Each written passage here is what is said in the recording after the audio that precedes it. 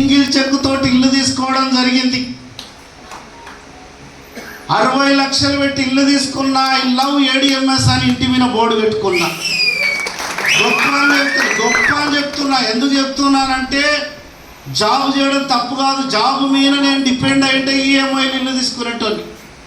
అదే private job చేస్తుంటే ఆస్తిని నమ్ముతుంటే అప్పని తెచ్చుకుంటుంటే, ఆస్తి అమ్మకుండా అప్పు లేకుండా మా వంశంలో 30 మంది గవర్నమెంట్ ఎంప్లాయీస్ ఉన్నారు. రిలేషన్లో నెట్ అమౌంట్ పెట్టి ఎవడన్నా ఇల్లు తీసుకున్నాడంటే నెట్ వర్క్ చేసే దమ్మున్న మగవాడు దాసుగాడు అని చెప్పుకునే పరిస్థితి వచ్చింది. ఒకప్పుడు ఇల్లు లేని పరిస్థితి మాది. ఇల్లు వచ్చింది. ఇల్లు ఉంటే ఫ్యాన్ కూడా లేని పరిస్థితి.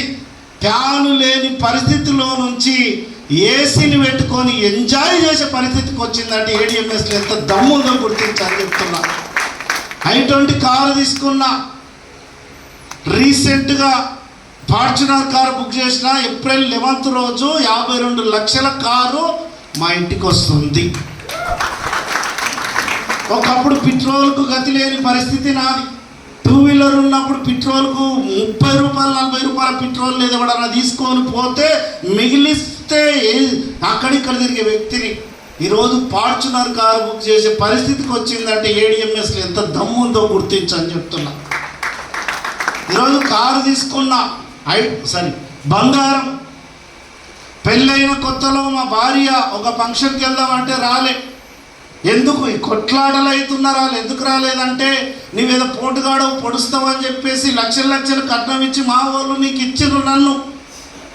ఆ ఫంక్షన్కు మా ఆడపడుచులు అక్కోళ్ళు చెల్లెళ్ళు వస్తారు. ఒంటి మీద బంగారం వేసుకొని వస్తారు. నీవు ఉన్న బంగారం తీసుకుపోయి బ్యాంకులు పెడితే ఏం వేసుకొని వస్తావు? భగవంతుడా ఒక్క ఛాయిస్. నా మిత్రుడు రవీంద్రచారి వాళ్ళ ఒక్క ఛాయిస్ దొరికింది. క్లాస్ ఇస్తాం ఆయన గట్టి. ఆ ఒక్క ఛాయిస్ను వాడుకోవడం వల్ల ఈరోజు 20 తులాల గోల్డ్ చెప్పించిన ఆమెకు. 20 తులాలు పెద్ద కిక్కిస్తలేదు. ఆ రోజు తిట్టిన మాటలే గుర్తొస్తున్నాయి నాకు. ఒక్క 3 సంవత్సరాలలో ఒకటే చెప్పాను, 100 తులాలు చేపిస్తా. ఏ ఫంక్షన్కి తీసుకుపోయినా చంద్రముఖి లాగా తయారు చేసుకొని పోతా. దేకో మీరు రౌడీజం అని. ఈ గడ్స్ ఉందా అని అడుగుతా. నాకు గడ్స్. ఇక్కడ కల్వకుర్తిలో 2 ప్లాట్లు కొన్నా. ఆమన్గల్లో 2 ప్లాట్లు కొన్నా. ₹1 కోటి కన్స్ట్రక్షన్ తోటి మా ఊరిలో ఇల్లు కడుతున్నా. ప్లాట్లు ఉన్నాయి, ఇల్లు ఉంది, ల్యాండ్ తీసుకోవచ్చు కదా. ఇంత తొందర కొంచెం ఆగవచ్చు కదా ఊర్లో ఇల్లు కట్టడానికంటే. తొందర ఎందుకు పడవలసి వచ్చిందంటే చిన్నప్పుడు ఎక్కిరించి ఎగతాళి చేసి అవమానపరిచిన వాళ్ళు చాలా మంది ఉన్నారు. నా సక్సెస్ చూడకుండా వాళ్ళు ఎక్కడ చచ్చిపోతారేమో అని కసితోటి కడుతున్నా.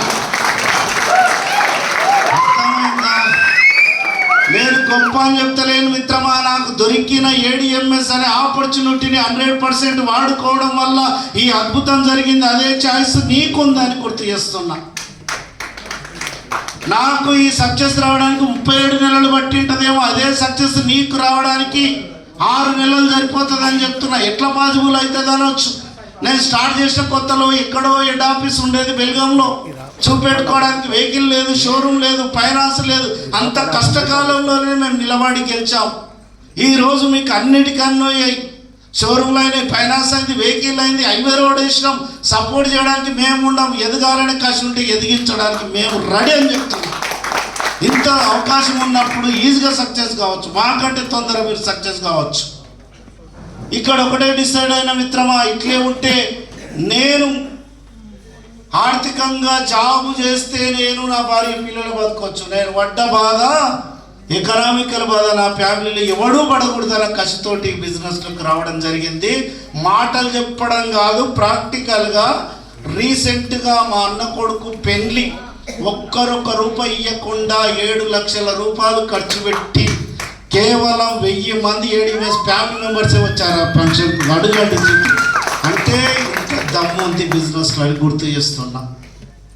రెండవ రీజన్, ఎందుకు చేస్తున్నాం ఈ వ్యాపారం? మీకెందుకు కావాలి ఈ వ్యాపారం? రోజు ఖర్చులు పెరుగుతున్నాయా తగ్గుతున్నాయి సార్?